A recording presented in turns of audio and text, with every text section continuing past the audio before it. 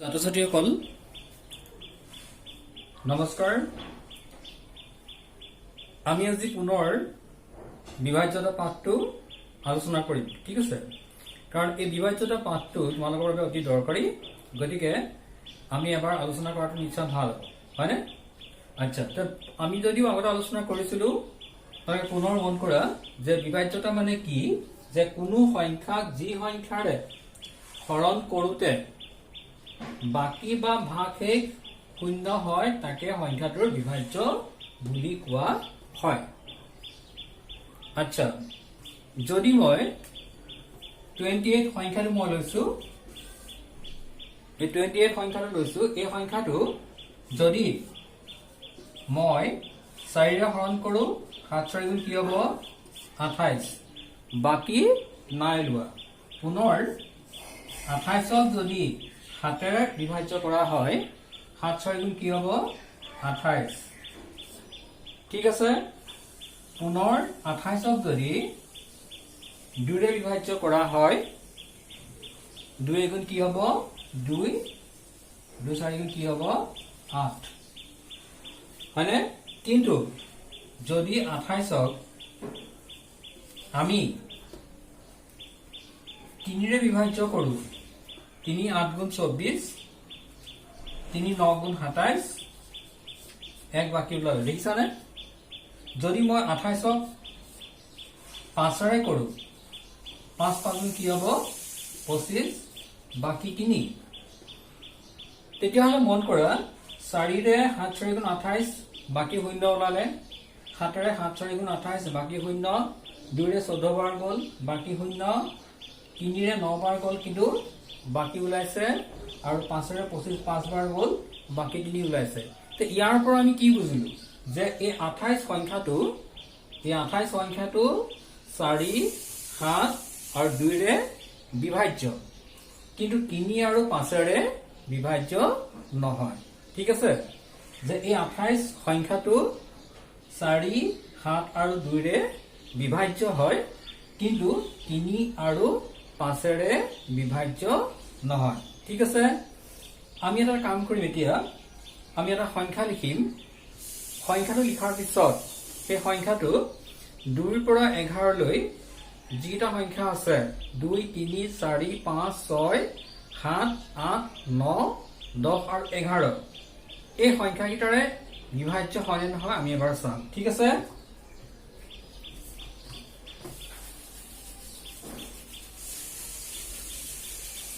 তোমালোকে বৰ্ডত ভালকে মন কৰি থাকিবা।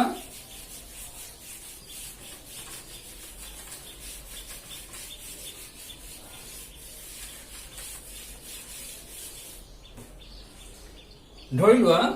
সংখ্যাটো মই লিখিব লৈছো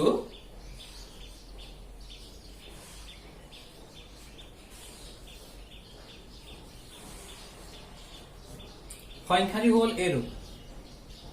ঠিক আছে? এই সংখ্যাটো কেইটা অংক আছে ইয়াত 1 2 3 4 5 6 7, 7টা অংকযুক্ত এটা ডাঙৰ সংখ্যা, মন কৰি থাকিবা। আমি এতিয়া কি চাম, এই সংখ্যাটো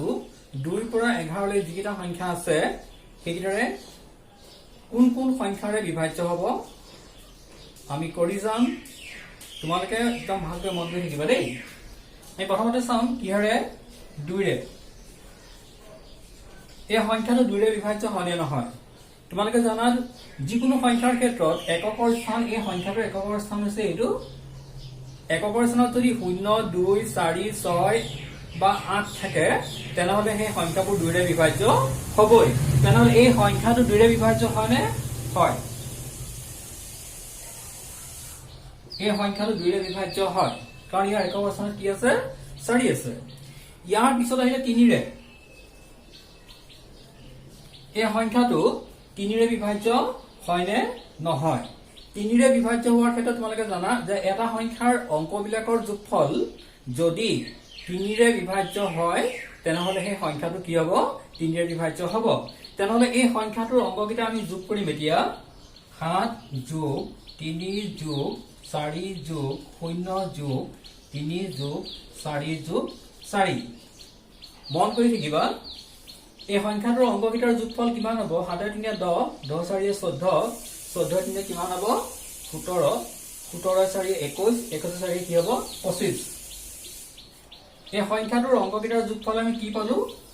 25 আৰু এই 25 সংখ্যাটো 3 ৰে বিভাজ্য নহয় হয়নে নহয় গতিকে এই সংখ্যাটো 3 ৰে বিভাজ্য নহয়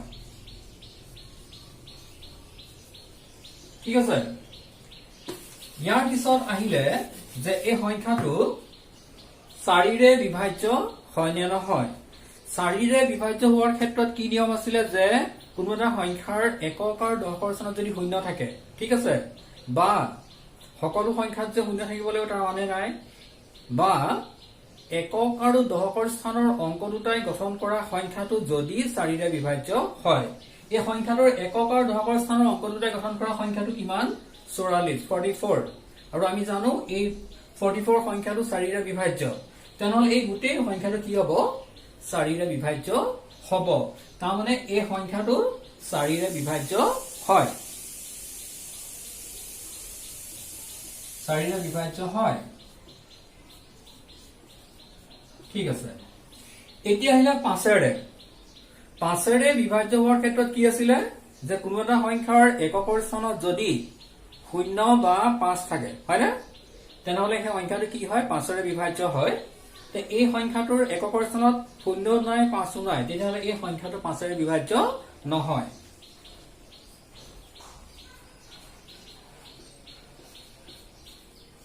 সৰে মন কৰি যাবা 6 ৰে বিভাজ্য হোৱাৰ ক্ষেত্ৰত নিয়ম কি আছিল যে কোনো এটা সংখ্যা যদি 2 আৰু 3 ৰে বিভাজ্য হয় তেনহলে সেই সংখ্যাটো 6 ৰে বিভাজ্য হয় তোমালোকে বোৰ্ডখন দেখিছা যে 2 ৰে বিভাজ্য হয় কিন্তু 3 ৰে বিভাজ্য নহয় ঠিক আছে গতিকে এই সংখ্যাটো 6 ৰে বিভাজ্য নহব কাৰণ 6 ৰে বিভাজ্য হোৱা সংখ্যাবোৰ 2 ৰেও বিভাজ্য হয় আৰু 3 ৰেও বিভাজ্য হয় এই সংখ্যাটো 2 ৰে বিভাজ্য হয় কিন্তু 3 ৰে বিভাজ্য নহয় গতিকে এই সংখ্যাটো 6 ৰে বিভাজ্য নহয়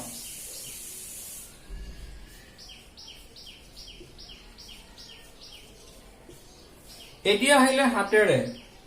ঠিক আছে অকন ভালকে মন কৰিবা যে 7 ৰে বিভাজ্য হোৱাৰ ক্ষেত্ৰত আমি কি কৰিব লাগে আমি কি কৰিম তোমালোকে জানানে মই তোমালোকৰ সুবিধাৰ কাৰণে এই সংখ্যাটো পুনৰ ইয়াত লিখি দেখুৱাম 7 3 4 0 3 4 4 এই সংখ্যাটো ভালকে মন কৰা 7 ৰে বিভাজ্য হোৱাৰ ক্ষেত্ৰত আমি কৰিব লাগিব কি এটো সোঁফাল ঠিক আছে এটো হল বাওঁফাল সোঁফালৰ পৰা তিনটা তিনটাকে সংখ্যাবোৰ যোগ কৰিব লাগিব তাৰ মানে এই ফালৰ পৰা মই তিনটা সংখ্যা এই তিনটা অংক মই যোগ কৰিলো ঠিক আছে পুনৰ ইয়াৰ পৰা তিনটা অংক মই যোগ কৰিলো আৰু শেষত থাকিলে 7 তাৰমানে ইয়াত তিনটা থোপ আছে এটো প্ৰথম থোপ দ্বিতীয় থোপ এটো হল তৃতীয় থোপ তৃতীয় থোপৰ ক্ষেত্ৰত এটা অংক কৰিছে আপত্তি নাই কেতিয়াবা দুটা হ'ব পাৰে কেতিয়াবা তিনটা হ'ব পাৰে ঠিক আছে সোঁফালৰ পৰা থোপবোৰ বনাবা এটো হল প্ৰথম থোপ এটো দ্বিতীয় থোপ আৰু এটো হল তৃতীয় তাৰমানে এটো হৈছে অযুগ্ম স্থানৰ থোপ ঠিক আছে এটো যুগ্ম স্থানৰ থোপ আৰু এটো হৈছে কি পুনৰ অযুগ্ম স্থানৰ থোপ তাৰমানে ইয়াত অযুগ্ম স্থানৰ থোপ কেইটা আছে দুটা প্ৰথম আৰু দ্বিতীয় ঠিক আছে এই অযুগ্ম স্থানৰ থোপ দুটা আমি কি কৰিব লাগিব এতিয়া যোগ কৰিব লাগিব ভালকে চাই থাকা অযুগ্ম স্থানৰ থোপৰ যোগফল ঠিক আছে কি আছে 344 আৰু 7 কিমান হ'ব 7 4 11 1 উকলিৰ 1 4 1 5 3 351 এই অযুগ্ম স্থানৰ এই থোপ দুটা যোগ কৰি পেলাই আমি পালো কিমান 351 আৰু যুগ্ম স্থানৰ থোপ যুগ্ম স্থানৰ থোপ যেহেতু মাত্ৰ এটা আছে এটো হল 340 মন কৰি যাবা 351 টু কি যে ইয়াৰ এই অযুগ্ম স্থানৰ থোপ দুটাৰ যোগফল আৰু যুগ্ম স্থানৰ থোপ ইয়াত মাত্ৰ এটা আছে এতিয়া আমি কৰিম কি এই 351 ৰ পৰা 342 মাইনাস কৰিম মাইনাস কৰিলে কিমান হ'ব 351 340 যদি মই মাইনাস কৰো কি পাম 11 হয়নে আৰু এই সংখ্যাটো 7ৰে বিভাজ্য নহয় ঠিক আছে এই বিয়োগফলটো 7ৰে বিভাজ্য নহয় গতিকে এই সংখ্যাটো তোমালোকে যদি দেখিছা এই সংখ্যাটো 7ৰে বিভাজ্য নহয় তে এটো 7ৰে বিভাজ্য নহয় মই পুনৰ বুজাই দিছো 7ৰে বিভাজ্য হোৱাৰ ক্ষেত্ৰত আমি কি কৰিব লাগে এনেকৈ সোঁফালৰ তিনিটা অংকৰে থোপ বনাব লাগে তাৰে অযুগ্ম স্থানৰ থোপবোৰ কি কৰিব লাগে যোগ কৰিব লাগে যুগ্ম স্থানৰ থোপবোৰ যোগ কৰিব লাগে অযুগ্ম স্থানৰ থোপৰ যোগফলৰ পৰা যুগ্ম স্থানৰ থোপৰ যোগফল বিয়োগ কৰি পেলাই যেটো বিয়োগফল পোৱা যায় সেই বিয়োগফলটো যদি 7ৰে বিভাজ্য হয় তেনেহলে বুজিবা সেই সংখ্যাটো 7ৰে বিভাজ্য হ'ব এতিয়া এই সংখ্যাটো 7ৰে বিভাজ্য নহয় কাৰণ তোমালোকে দেখিছা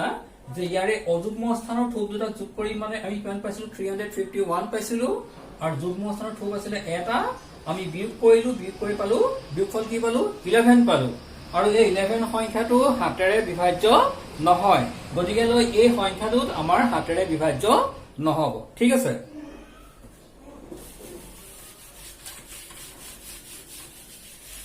এতিয়া আহিলে 8ৰে বিভাজ্য হোৱাৰ নিয়মটো কি আছিল যে কোনো এটা সংখ্যাৰ একক দশক আৰু শতকৰ স্থানত যদি শূন্য থাকে হয়নে যিবোৰ সংখ্যাৰ একক দশক আৰু শতকৰ স্থানত শূন্য থাকে সেই সংখ্যাবোৰ সদায় 8ৰে বিভাজ্য হ'বই বা যদি একক দশক আৰু শতকৰ স্থানৰ অংক তিনিটা গঠন কৰা সংখ্যাটো যদি 8ৰে বিভাজ্য হয় তেনেহলে গোটেই সংখ্যাটো কি হ'ব 8ৰে বিভাজ্য হ'ব সেইটো আছিল নিয়ম তে ইয়াত একক দশক আৰু শতকৰ স্থানৰ অংক তিনিটা গঠন কৰা সংখ্যাটো 344 তে এই 344 সংখ্যাটো 8ৰে বিভাজ্য হনে নহয় আমি চাম 344 সংখ্যাটো 8ৰে যদি মই হৰণ কৰো 8 4 গুণ কি হ'ব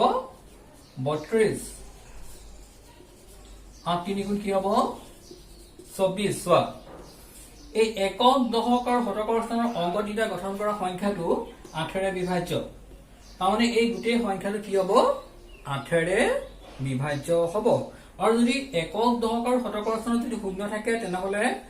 একো কৰাৰ প্ৰয়োজন নাই বুজিবা সেই সংখ্যাটো 8ৰে বিভাজ্য হ'বই কিন্তু ইয়াত যদি শূন্য নাছিলে গতিকে একক দশক আৰু শতকৰ স্থানৰ অংক তিনিটা গঠন কৰা সংখ্যাটো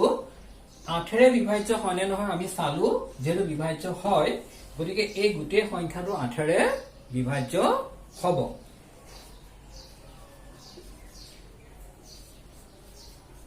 নৰে এতিয়া আমি চাম এই সংখ্যাটো নৰে বিভাজ্য হয় নে নহয়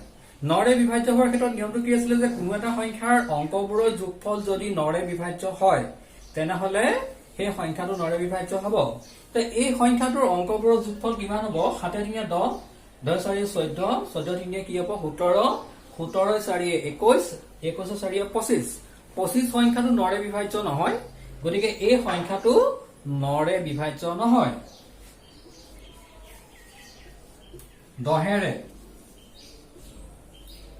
দহেৰে কোনবোৰ সংখ্যা বিভাজ্য হয় যিবোৰ সংখ্যাৰ এককৰ স্থানত শূন্য থাকে এককৰ স্থানত শূন্য থকা সংখ্যাবোৰ সদায় দহেৰে বিভাজ্য ইয়াত যেটো শূন্য নাই গতিকে এই সংখ্যাটো দহেৰে বিভাজ্য নহয় 11ৰে এতিয়া আমি চাম এই সংখ্যাটো 11ৰে বিভাজ্য হয় নে নহয় 11ৰে বিভাজ্য হোৱাৰ নিয়মটো কি আছিল যে কোনো এটা সংখ্যাৰ অযুগ্ম স্থানৰ অংকবোৰৰ যোগফল আৰু যুগ্ম স্থানৰ অংকবোৰৰ যোগফলৰ পাৰ্থক্য যদি 0 বা 11 বা 11ৰে বিভাজ্য হোৱা সংখ্যা হয় 0 বা 11 বা 11ৰে বিভাজ্য হোৱা সংখ্যা হয় তেনেহলে সেই সংখ্যাটো 11ৰে বিভাজ্য হ'ব তেনেহলে এই সংখ্যাটো মন দি চাবা ইয়াৰ অযুগ্ম স্থানত কি আছে 7 প্ৰথমতে আছে কাৰণে অযুগ্ম স্থানটো ধৰিছো দেই অযুগ্ম স্থানৰ অংক অযুগ্ম সংখ্যা নহয় ভুল নকৰিবা অযুগ্ম স্থানৰ অংক ইয়াত আছে 7 4 পুনৰ 3 পুনৰ 4 আমি ইয়াত কৰি দেখুৱাইছো অযুগ্ম স্থানৰ অংকবোৰৰ যোগফল দেই অযুগ্ম স্থানৰ অংকবোৰৰ যোগফল ইয়াত কি আছে অযুগ্ম স্থানৰ অংক 7 4 3 আৰু 3 পুনৰ 4 7 যোগ 4 যোগ 3 যোগ 4 কিমান হ'ব ইয়াত 7 4 11 11 4 11 3 কিমান হ'ব 14 14 4 কি হ'ব 18 তাৰমানে এই সংখ্যাটোৰ অযুগ্ম স্থানৰ অংকবোৰ যোগ কৰি আমি পালো কিমান 18 পালো হয় নহয় এতিয়া আহিলে যুগ্ম স্থানৰ অংকবোৰৰ যোগফল কি আছে 3 0 4 3 যোগ 0 যোগ 4 কিমান হ'ব 7 ঠিক আছে অযুগ্ম স্থানৰ অংকবোৰ যোগ কৰি যোগফল পালো 18 যুগ্ম স্থানৰ অংকবোৰ যোগ কৰি পালো যোগফল 7 এতিয়া আমি পাৰ্থক্যটো উলিয়াম এই 18 ৰ পৰা যদি 7 বিয়োগ কৰি পেলাই আমি কি পাম 11 আৰু মই কি কৈছিলো তোমালোকক যে পাৰ্থক্যটো যদি 0 বা 11 বা 11 ৰে বিভাজ্য হোৱা সংখ্যা হয় তেনেহলে বুজিবা এই সংখ্যাটো 11 ৰে বিভাজ্য হ'বই আৰু আমি পাৰ্থক্য কি পালো 11 তাৰ মানে এই সংখ্যাটো 11 ৰে বিভাজ্য হ'ব ঠিক আছে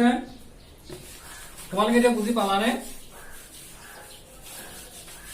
একেবাৰে উজু হয় নাই বাৰু একেবাৰে উজু দেই ঠিক আছে একেবাৰে উজু খালি তোমালোকে মন দিবা বুজি পাইছা নাই মন দিলে নিশ্চয় পাৰিবা একেবাৰে উজু ছাত্ৰ-ছাত্ৰীসকল আমি পুনৰ এটা অন্য এটা সংখ্যা লম আৰু এইবাৰ অলপ খৰকে কৰিম তোমালোকে মন দি চাবা আৰু তোমালোকে মোৰ লগত কৰি যাবা ঠিক আছে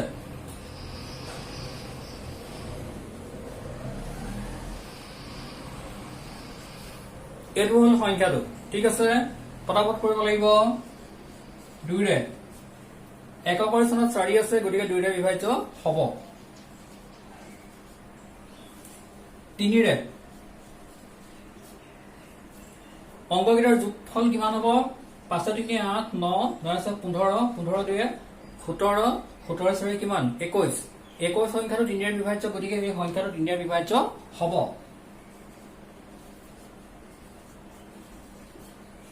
4 ৰে একক আৰু দশকৰ স্থানত 0 নাই কিন্তু একক আৰু দশকৰ স্থানত অংক দুটা গঠন কৰা সংখ্যাটো 4 ৰে বিভাজ্য 24 সংখ্যাটো যেটো 4 ৰে বিভাজ্য গতিকে এই সংখ্যাটো 4 ৰে বিভাজ্য হ'ব 5 ৰে এককৰ স্থানত 0 বা 5 নাই গতিকে এই সংখ্যাটো 5 ৰে বিভাজ্য নহয় 6 ৰে এই সংখ্যাটো যেটো 2 ৰেও আৰু 3 ৰে বিভাজ্য হয় গতিকে এই সংখ্যাটো 6 ৰে বিভাজ্য হ'ব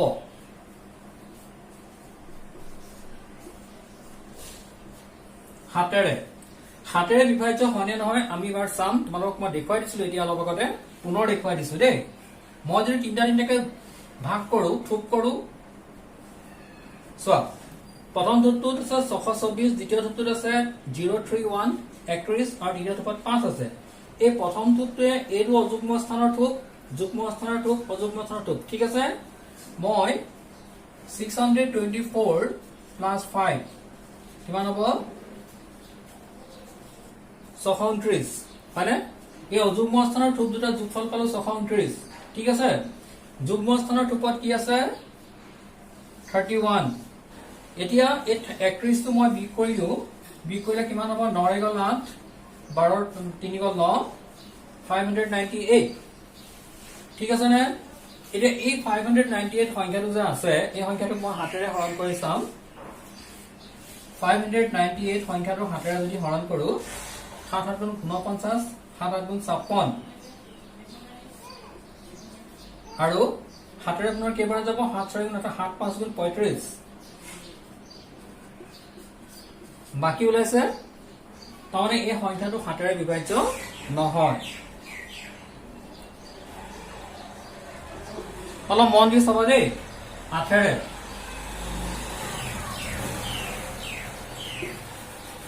8 ৰ ক্ষেত্ৰত নিয়মটো কি আছিল 8 ৰ ক্ষেত্ৰত কি নিয়ম আছিল যে সংখ্যাটোত থকা যদি শূন্য নাথাকে একক দশক আৰু শতকৰ স্থানত তেনেহলে একক দশক আৰু শতকৰ স্থানত অংক তিনিটা গঠন কৰা সংখ্যাটো কিমান চাব লাগিব ইয়াত কিমান 624 624 সংখ্যাটো 8 ৰে বিভাজ্য হয়নে নহয় আমি চাম 8 ৰে কৰিলে কেইবাৰ যাব 8 7 * 56 8 8 * 64 7 বাৰ যাব 8 7 * 56 12 6 6 4 নাহিলে 8 গুণ কিমান হ'ব 64 দেখিলা